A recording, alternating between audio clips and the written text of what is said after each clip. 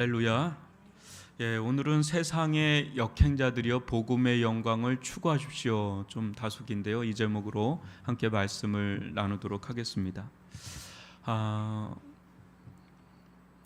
인생을 살아가는 데 있어서 가장 중요한 것이 무엇이냐고 저에게 좀 묻는다면 많이 있겠지만 저는 지혜라고 말하고 싶습니다. 지혜. 대학교를 졸업하는 순간부터 우리는 더 이상 교과서가 인생의 답이 될 수 없음을 알아가게 됩니다. 학교에서 우리는 답은 오직 하나라는 훈련을 받죠. 그렇게 길러지고 또 길들여져 가지요. 우리 수험생도 얼마 시험 안 남았는데 답은 하나입니다. 그 답을 잘 찾는 친구가 우등생이고 대학교도 잘 가고 취업도 나름 잘 됩니다. 그러나 본격적인 인생의 바다 한복판으로 나가 보면 어디가 길인지 망망대해에 놓일 때가 많고 또 수많은 배들 틈바구니 속에서 생존 전투가 아주 치열하게 벌어지기가 일쑤죠. 그때 지금까지 내가 받은 교육만으로는 도무지 해결할 수 없는 일들이 아주 비일비재하다는 것을 우리는 경험합니다. 거기에 태풍의 거대한 파도까지 몰아치면 인생 정신 차릴 수가 없습니다. 교과서에도 나오지 않은 수많은 문제들과 답안지도 없는 그 미지의 답을 늘 찾아 나서야만 하는 것이 인생길이에요. 직장 생활도 그렇고 가정 생활도 그렇고 어딜 가도 막 그래요. 답이 별로 없어요. 그러니까 지혜가 너무 절실하죠. 노년이 되면 평안할까요? 제가 만나본 어르신 중에 근심 걱정 없는 어르신이 거의 없더라고요. 인생 살 만큼 산 분들이신데 또 그때 가면 또 숙제가 있어요. 그때 가면 또 숙제가 있단 말이에요. 인생 중 가장 근심 걱정 없이 평안한 때가 언젠가 제가 곰곰이 생각해 봤는데 저는 초등학교 들어가기 전까지인 것 같아요. 하여튼 초등학교 들어갈 때부터 인생 시작 같은 느낌. 경쟁도 하고 치고받고 싸우고. 젊은이들은 젊은이들대로, 어르신들은 어르신들대로 다 인생 고민거리 떠안고 하루하루 살아갑니다. 얼마 전 통계 하나를 봤는데 요즘 50대 중후반의 항혼 이혼율이 우리나라가 가장 높다고 합니다. 그러니까 계층에서 50대 중후반이 이혼율이 가장 높게 지금 올라가고 있다 그래요. 50대 중후반의 남자분들은 조심하셔야 됩니다. 살아보니 이렇게 계속 저 인간하고 사는 것은 소모적 인생이라고 보는 겁니다. 그러니까 아이들, 자식들 웬만큼 키워놓고 이제 자기 인생 찾겠다 싶은 거죠. 이게 또 근데 과연 지혜로운 선택일까에 대해서는 좀 더 생각을 또 해봐야 될 부분일 거예요. 우리는 늘 선택해야 하고 미래를 알 수 없기에 또 지혜를 필요로 합니다. 지혜는 희미하게나마 미래를 보게 하는 눈입니다. 그죠?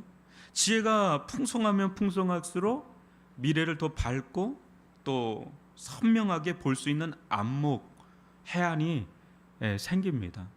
그렇죠? 누군가의 지혜로운 말 한마디를 딱 듣게 될 때 그때 또 열리는 게 있잖아요.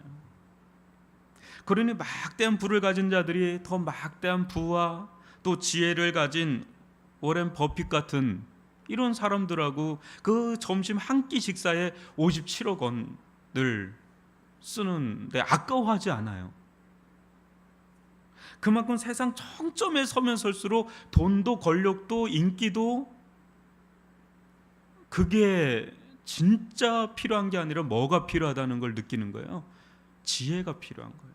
그러니까 돈을 막대하게 지불해도 그 사람의 촌철살인 같은 한마디의 지혜를 얻으려고 그 점심 어떻게든 그 한 몇 시간 같이 대화 나누고 싶은 거죠. 지혜예요, 지혜. 근데 성경은 세상의 지혜도 지혜지만 더 높은 차원의 지혜의 세계가 있다고 하죠. 탁월한 지혜 대가인 이 다윗의 고백인데요. 시편 119편 99절과 100절을 한번 교독으로 읽어보겠습니다. 내가 주의 증거들을 늘 읊조림으로 나의 명철함이 나의 모든 스승보다 나으며 주의 법도를 지킴으로 나의 명철함이 노인보다 나으니이다. 여러분, 지금 같은 정보 시대가 아니라 농경 시대잖아요. 다윗이 어떻게 자기 스승들, 자기 멘토들보다 명철할 수 있었을까? 어떻게 경험이 미천한 자가 인생의 경륜이 깊은 노인들보다 더 지혜로울 수 있었을까요? 그것은 그의 모든 스승들이나 노인들과 비교할 수 없고 감히 pik적할 수도 없는 이 세상의 차원을 뛰어넘는 지혜자를 만났기 때문에, 그 지혜자의 지혜를 소유하였기 때문이죠. 바로 영원하신 하나님, 완전하신 하나님, 그분의 지혜와 지식을 늘 곁에 두고 배우고 묵상하고 자신의 삶 속에 실천하는 그런 삶을 살았기 때문에, 그때 다윗은 시간을 초월하는 경험을 합니다. 무슨 말이냐면, 남들은 10년, 20년 지나야, 아니 그렇게 지나도 깨닫지 못하는 것들을 그는 젊은 시절에 거의 마스터를 합니다. 17살부터 30살이 되는 그 광야 기간 동안, 그 13년 동안 거의 마스터를 합니다. 그때 쏟아지는 게 시편들이거든요. 근데 그 시편이 상당한 겁니다. 저는 이번 한 주간 이 다윗의 시간대를 많이 묵상했어요. 그때 그의 인생에 일종의 시간 초월 현상이 일어나는 거죠. 엄청난 시간의 점핑이 일어나는 거예요. 왜요? 영원자의 그 지혜를 소유하니까 그 지혜가 10년, 20년, 아니 영원대로 들어가 버리니까 엄청난 시간의 초월 현상을 경험하는. 여러분, 에베소서 5장 15절로 17절을 한번 교독으로 좀 읽어봅니다. 그런즉 너희가 어떻게 행할지를 자세히 주의하여 지혜 없는 자같이 하지 말고 오직 지혜 있는 자같이 하여 세월을 아끼라 때가 악하니라. 그러므로 어리석은 자가 되지 말고 오직 주의 뜻이 무엇인가 이해하라. 인생 열심히 잘 살았는데 길이 잘못됐다거나 또 방향이 잘못됐다면, 여러분, 그거보다 인생 낭비가 없고 그거보다 낭패 중에 낭패가 없잖아요. 그죠? 그러니 지혜가 얼마나 중요한 겁니까? 지혜. 참된 하나님의 지혜를 안다면 인생 버리는 거 없이 한 방향을 향하여 가고, 그렇게 가는 인생은 세상의 시간대를 넘어서 영원의 시간대로, 하나님의 시간대로 들어가는 초강속의 은혜를 누리게 되는 거죠. 이것이야말로 최고의 인생을 사는 비결이죠. 이 세상의 지혜를 넘어 영원의 지혜의 세계로 들어가는 거, 그거야말로 최고의 인생을 사는 비결이죠. 그 정필도 목사님께서 자주 하셨던 간증이 하나가 있는데요. 목사님께서 그런 얘기예요. 초등학교 6학년 때 자기 친구를 통해서 전도를 받고 예수를 이제 만났다는 거예요. 예수님. 6학년 때. 근데 이분이 굉장히 머리가 좋으십니다. 그 시절에 집이 굉장히 가난했는데도 불구하고 공부해서 하여튼 경기 중고등학교 서울대를 들어간 수재죠. 근데 머리가 워낙 좋은 분인데다가 예수를 만나니까 이제 지혜가 생긴 거죠. 그래서 자기가 그래요. 이미 나는 6학년 때 인생을 결정했다는 거죠. 인생을 6학년 때 결정을 했대. 누구 때 배운 것도 아닌데 스스로 그렇게 딱 결정했대요. 6학년 때 결정을 해서 그걸 줄기차게 준비한 분이니까 얼마나 앞서 나갔는지. 뭐냐면 하나님께 그냥 드리는 인생이야말로 최고의 인생이다라는 걸 6학년 때 깨달았다는 거죠. 그러니까 6학년 때부터 그냥 준비를 했대요. 그렇게. 그러니까 남들보다 갑절의 시간을, 몇 갑절의 시간을 제가 앞서가지 않았나라는 생각을 해보는 거예요. 다윗을 묵상하고 또 요셉을 묵상하고 그러면서 이 진짜 이 시간을 초월해서 사는 분들이 있구나, 이런 생각을 좀 해보는 거죠. 최고 지혜 중에 지혜가 무엇이겠습니까?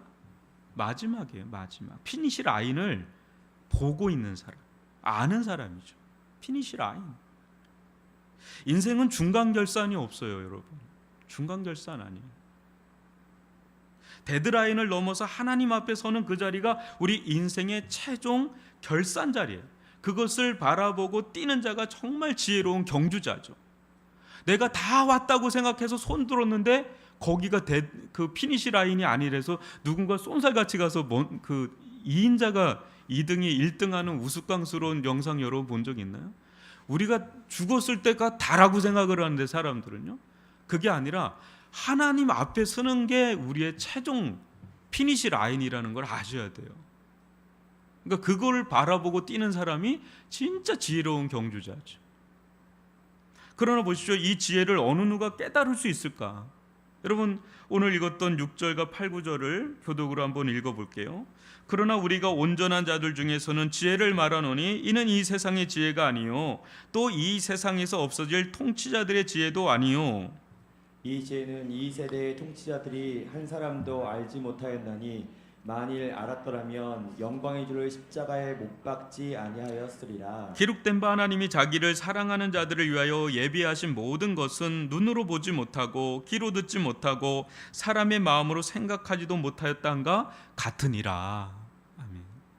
사도 바울이 말하고자 하는 지혜는 근본 이 세상에 속한 지혜가 아니라 합니다.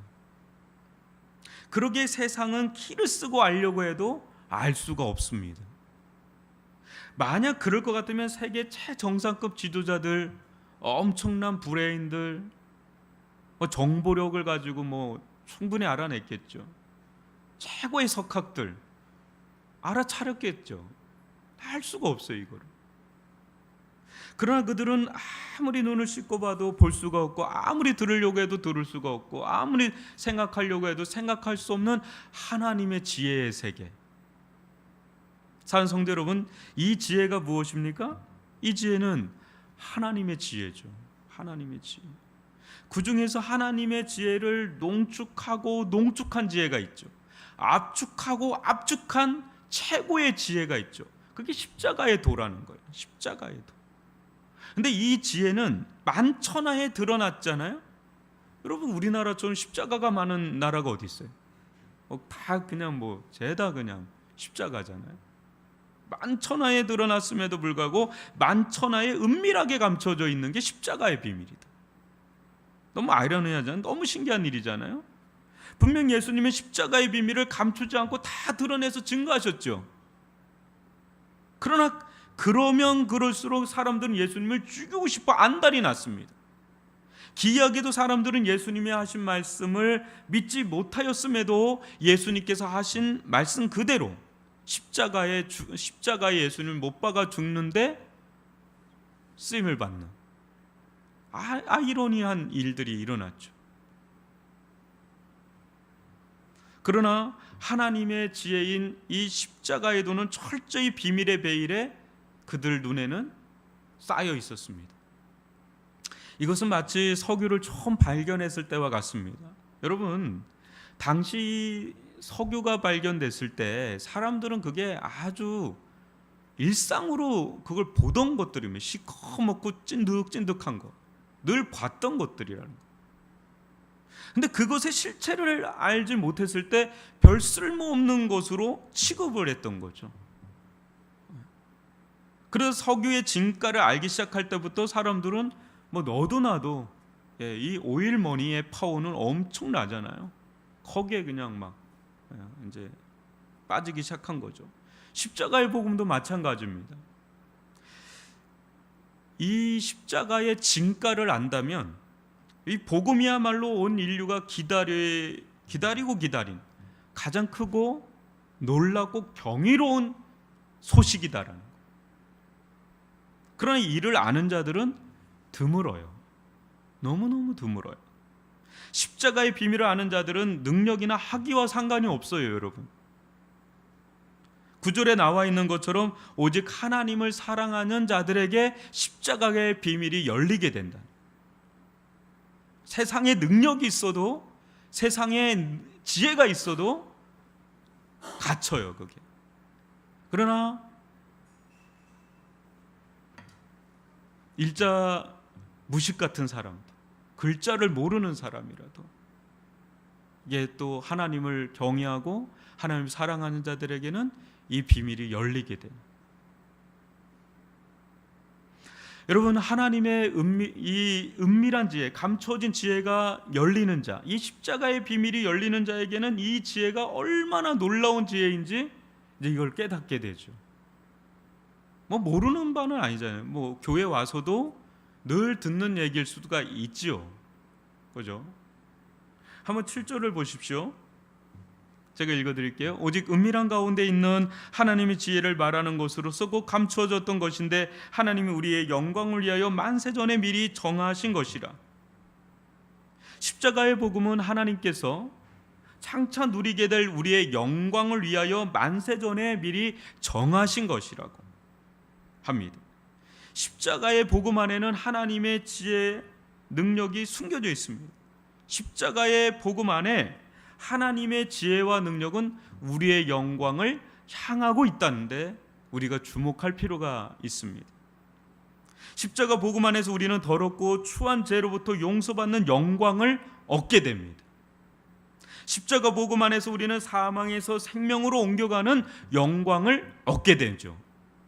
십자가 복음 안에서 우리는 하나님께서 마귀에게 주실 영원한 저주와 심판과 형벌이 아닌 하나님의 구원과 은혜와 사랑의 영광을 얻게 되죠. 십자가 복음 안에서 우리는 마귀의 권세, 마귀의 통치, 마귀의 지배에서 벗어나 하나님의 권세, 하나님의 통치, 하나님의 지배 아래로 들어가는 영광을 얻게 되죠. 십자가 복음 안에서 우리는 마귀의 죄요, 죄의 종이라는 불명예스러운 칭호를 떼버리고 하나님의 자녀요, 의의 종이라는 명예로운 영광, 칭호를 얻는 영광을 얻게 됩니다. 십자가 복음 안에서 우리는 악한 영의 소유자가 아닌 성령의 소유자가 되는 영광을 얻게 되죠. 십자가 복음 안에서 우리는 늘 죄에 시달리고 슬픔과 아픔에 시달리고 고통과 두려움에 휩싸이는 이 연약함의 몸이 아닌 의와 평강과 기쁨에, 그걸로 충만한 부활의 몸, 영생의 몸을 덧입는 영광을 얻게 됩니다. 여러분, 고린도전서 15장 50절로 53절을 교독으로 읽어보겠습니다. 형제들아, 내가 이것을 말하노니 혈과 육은 하나님 나라를 이어받을 수 없고 또한 썩는 것은 썩지 아니하는 것을 유업으로 받지 못하느니라. 보라, 내가 너희에게 비밀을 말하노니 우리가 다 잠잘 것이 아니요 마지막 나팔에 순식간에 호련히 다 변화되리니 나팔 소리가 나매 죽은 자들이 썩지 아니할 것으로 다시 살아나고 우리도 변화되리라. 이 썩을 것이 반드시 썩지 아니할 것을 입겠고 이 죽을 것이 죽지 아니함을 입으리로다. 여러분, 십자가 복음 안에서 하나님께서 우리의 영광을 위하여 얼마나 많은 것을 베풀어 놨는지를 우리가 알면 알수록 이 십자가는 그야말로 최고의 하나님의 지혜요 능력의 산물이라는 것을 우리는 날마다 그거를 좀 볼 수가 있는 겁니다. 우리는 장차 예수님과 같은 영광스러운 몸, 완전한 몸으로 변화될 것입니다. 사도 바울은 세상에서 그 자가 어떤 지혜, 어떤 능력, 어떤 권세를 가졌든지 간에 이 지혜를 소유한 자를 온전한 자라고 부릅니다. 여러분, 온전한 자는 어떤 등급이 있는 게 아니에요. 온전한 자는 우리가 생각하는 이렇게 돼서 제자 훈련 좀 받고 사역 훈련 좀 받고 또 신학교 가고 또 뭐가 되고 그러면 온전한 자, 그게 아니라 십자가에도 십자가의 복음을 깨달은 자, 그 자가 온전한 자라고, 그 자가 온전한 자라고 하는 거예요. 그때 그는, 여러분, 십자가의 복음이 열리고 십자가의 도의 비밀을 깨닫게 될 때 그때 그는 보이지 않던 세계가 보이지 않아요? 생전 들리지 않던 것들이 들리지 않나요? 감히 생각할 수도 없고 상상할 수도 없는 세계가 열리는 은혜를 누리게 되잖아요. 그게 십자가의 도를 깨달을 때 임하는 은혜인 줄 믿습니다. 그죠? 이런 은혜는 그자가 세상에서 글을 읽지도 못하는 할머니 할아버지라 할지라도, 남의 집에 붙어서 빌어먹는 거지 나사로와 같은 자라도 상관이 없어요. 복음은 어느 누구에게나 열려 있는 줄 믿습니다. 복음은 어느 누구에게나 열려 있고, 복음으로 말미암은 하나님의 능력의 세계, 지혜의 세계, 은혜의 세계는 어느 누구에게나 열려 있습니다. 그러나 복음은 또 동시에 어느 누구에게나 닫혀 있습니다. 다 열려 있지만 동시에 다 닫혀 있는, 그게 복음이에요. 복음의 비밀스러운 문이 열린 자는 그 속에 각양각종의 하나님의 지혜와 지식의 보화가 가득 차 있다는 것을 알게 됩니다. 알게 돼요. 그러나 오늘날 저와 우리들의 비극이 무엇인지 아십니까? 오늘날 애석하게도 우리 믿는 자들이 고린도 성도들처럼 십자가의 복음, 십자가의 도에서 말할 수 없는 하나님의 지혜와 능력의 영광을 너무 희미하게 보고 있다는 거예요. 그때 우리는 더 이상 십자가의 복음에 끌리지 않고 매료되지 않고 그 속에 나타난 하나님의 아름다운 영광을 보지 못하고 듣지 못하고 생각하지 못하고 그냥 고만고만한, 그때 우리에게 주어진 그 놀라운 영광의 유익을 우리는 누리지를 못해요. 충분히 내 집 마당 아래 석유가 어마어마하게 매장되어 있는데 그거를 그냥 팔아버려요. 우리 비유 알잖아요. 그 보화가 있는 그 밭을 어떻게든지 사버리잖아요. 그 안에 있는 가치. 우리에게 엄청난 게 이미 주어졌거든요. 근데 그 가치를 너무너무 모르면 그거에 대한 엄청난 유익을 다 잃어버리고 사는 거죠. 이게 우리가 당면한 가장 애석한 일이다. 그때 우리들은 분명 복음을 깨달은 온전한 자고 하나님을 사랑하는 자임에도 세상 지혜와 능력의 영광을 쫓았던 고린도 성도들처럼 각종 세상 영광을 쫓는 영적 베이비들로 전락하기가 일쑤인 거예요. 복음을 알아요.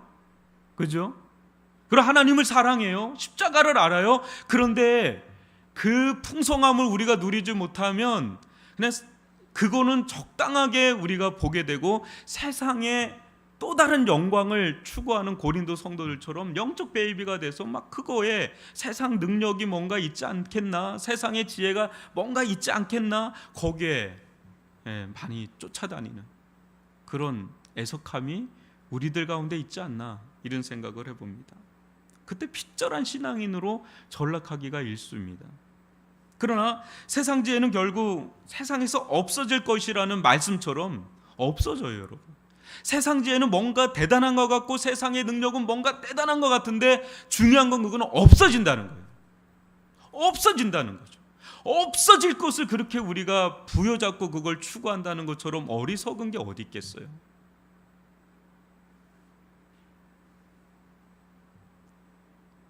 여러분, 구원받았어도 하나님의 영광을 추구하지 않으면, 세상의 영광을 쫓아 살면 부끄러운 구원이에요. 낭비된 구원이에요. 그 많은 시간의 기회를 줬는데 그 시간을 다 낭비하면서 너 뭐 하다가 왔냐? 너 뭐 하다가 그렇게 하다 왔냐? 너를 왜 구원했는지 아냐? 너 구원한 내 목적이 뭔지 아냐? 그거에 대해서 아무런 말을 하지 못하는, 그렇게 살다가 가는 인생이야말로 엄청난 시간의 초를 가지고 살 수 있는 인생으로 불렀는데 우리는 그 많은 기회들을 놓치고 살 수 있다라는 것을. 저는 코로나 가운데 너무 많은 일이 일어났다고 생각이 들어요. 다 그런 얘기 하잖아요. 우리의 실력이 그대로 드러났다고. 어느 순간에 안 보여요. 어디 갔는지도 모르겠어요. 한두 명이 아니에요. 사랑하는 성도 여러분, 우리에게 필요한 것은 겸손입니다. 겸손. 어떤 겸손입니까? 내가 아는 복음이 다가 아니라는 겸손한 믿음이에요. 여러분 복음 알죠? 저도 알아요. 근데 내가 알고 있는 복음이 다 알까요? 어느 정도일까요? 십자가의 도에 대해서 여러분 알죠? 십자가를 모르는 사람은 거듭나지 못했는데 어떻게 모르겠어요? 알죠. 근데 내가 아는 십자가의 복음이 내가 아는 십자가의 도가 다가 아니다라는 그 겸손. 찬송들은 우리는 분명 믿음이 있어요. 그럼 우리는 알아야 합니다. 우리의 믿음이 지금 다가 아니다. 이 믿음이 다가 아니다. 아직도 멀었죠. 아직도 멀었죠. 우리는 분명 복음을 알아요. 그러나 우리는 알아야 돼요. 우리가 아는 복음이 또 다가 아니고 겸손해야 되는 거죠. 만약 우리의 믿음이 제대로 자라가고 있다면, 복음을 제대로 알아가고 있다면 우리는 장차 없어질 세상 영광보다 마지막 피니시 라인에서 하나님 앞에 서 있을 영광스러운 자신의 모습에 더 소망을 품어야 한다는 거죠. 품고 살아야 된다는 거죠. 그러기에 하나님 앞에 기도해야 됩니다. 주님, 저에게 믿음을 주옵소서. 주님, 저에게 주님 사랑하는 마음을 더 부어 주옵소서. 주님, 저에게 복음의 영광을 보게 하여 주옵소서. 더 보게 하여 주옵소서. 듣게 하여 주옵소서. 더 듣게 하여 주옵소서. 열리게 하여 주옵소서. 더 열리게 하여 주옵소서. 일생 복음의 영광에 사로잡혀서 세상에는 역행자가 되고 하나님께는 순행자가 되어서 주님을 열렬하게 따라가는 그런 믿음의 사람, 하나님의 사람이 되게 하여 주옵소서. 이렇게 기도하는 저와 여러분이 될 수 있기를 주님의 이름으로 축원합니다.